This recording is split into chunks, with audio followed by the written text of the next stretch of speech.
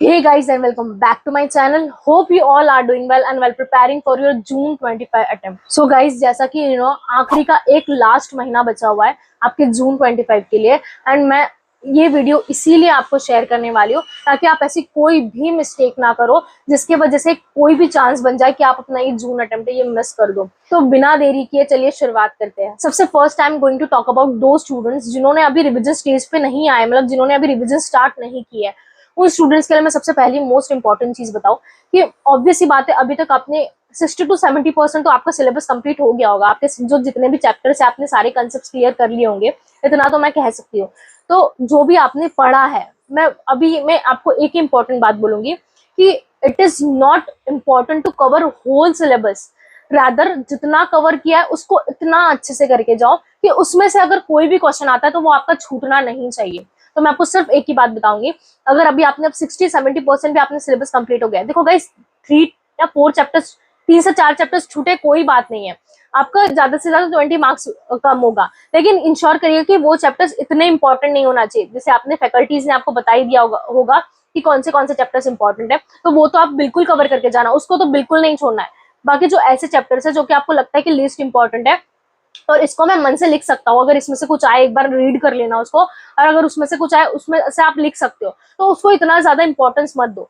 इस आखिरी के महीने में सिर्फ उन चीजों पे इंपॉर्टेंट दो जितना आपने अच्छे से कवर करके रखा है, उसको ही आप वापस रिवाइज करो, वापस उसको रिवाइज करना स्टार्ट करो। और एक महीने में आप उसको जितना रिवाइज कर सकते हो, 4 to 5 बार आप जितना रिवाइज कर सकते हो उन चैप्टर्स को उतना अच्छे से रिवाइज करो, उसमें से आपका कुछ भी छूटना नहीं चाहिए, ये इंश्योर करना। नेक्स्ट चीज आ जाती है स्कैनर्स। गाइस अगर आप जैसे जैसे अपना एक एक चैप्टर रिवाइज करते जा रहे हो, ठीक है, जैसे आपने एक चैप्टर अपना कोई भी आप एक चैप्टर समझ लो, जीआईजीएल का एक सिविल प्रोसीजर कोर्स समझ लो, ठीक है, आपने वो चैप्टर कंप्लीट करा, आपने उसके जितने भी रिविजन आपने एक बार अच्छे से उसको पूरा अच्छे से रिवाइज कर लिया, उसका इंश्योर करेगा एक टॉपिक भी छूटना नहीं चाहिए किसी भी चैप्टर का, जो भी आप कर रहे हो।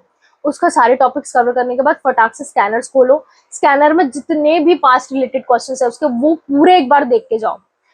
गाइस पास्ट ईयर्स क्वेश्चंस देखना या गाइडलाइन आंसर्स चेक करना, इसका मतलब ये नहीं कि आपको राइटिंग प्रैक्टिस करके बैठना है या उसको लिखते बैठना है, वो नहीं बोल रही हूँ मैं। आपको एक बार जाके उसको इसीलिए देखना है ताकि आप ये पता कर सकते हो कि वो आंसर को कैसे प्रेजेंट किया गया हुआ है। बिकॉज इन दिस एग्जामिनेशन जब भी आप एग्जाम लिखते हो तो ये इंपॉर्टेंट होता है कि आप अपने आंसर्स को प्रेजेंट कैसे कर रहे हो। आपको जितना भी आता हो, एग्जामिनर को वो नहीं पता है कि आपको कितना आता है, बट एग्जामिनर आपकी वहां पे वो स्किल चेक करेगा कि आपने उस आंसर को कैसे अच्छे से प्रेजेंट किया है। तो जैसे भी आपकी फैकल्टी बताती है, आपको रिकमेंड करती है कि यार, जैसे भी आपको एडवाइस देती है कि आप ऐसे ऐसे प्रेजेंट करो, आप उस वे से तो प्रेजेंट करना ही, बट एक बार स्कैनर्स देके जरूर जाना कि आपको उससे आइडिया लग जाएगा कि कैसे आंसर्स को प्रेजेंट किया जाता है।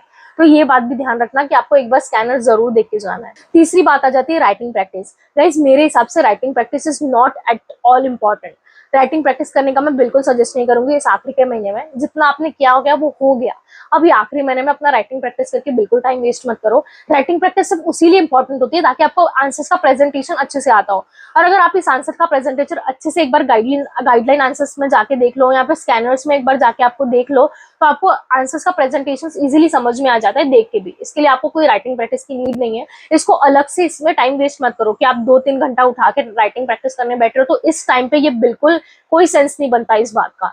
तीसरी बात आ जाती है जो सीएफएम और टेक्स्ट जो प्रैक्टिकल सब्जेक्ट है, उनके लिए अगर मैं आपको एक चीज रिकमेंड करूं, आप एक एक चैप्टर जैसे कंप्लीट कर रहे हो उसको भी एक बार उठा के स्कैनर्स देखो, जितने भी इलस्ट्रेशंस बुक में दिए हुए हैं, ओल्ड सिलेबस की बुक भी एक बार देख के जाना और न्यू सिलेबस की बुक भी एक बार देख के जाना, बिकॉज क्वेश्चंस आ सकते हैं। तो एक बार आप सारे इलस्ट्रेशन जरूर सॉल्व करके जाना, और जितने भी स्कैनर्स और यूट्यूब पे जितने भी रिविजन्स है आपने यूट्यूब पे एक बार चेकआउट करना।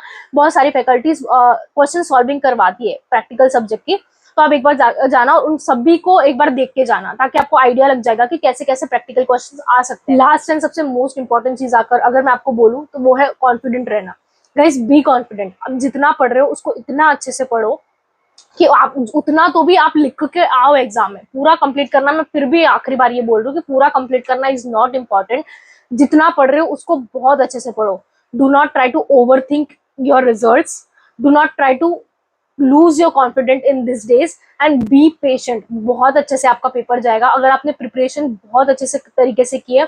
बहुत अच्छे फोकस्ड होके किए, और आपको पता है कि आप जितना पढ़ रहे हो आप उतना तो लिख सकते हो एग्जाम में। अगर इस कॉन्फिडेंस से आप एग्जाम देने जाओगे तो आपको, मैं डैम श्योर हूँ, आपका बहुत अच्छे से पेपर क्लियर होगा। So all of you very best of luck and thank you so much for watching and see you in the next video.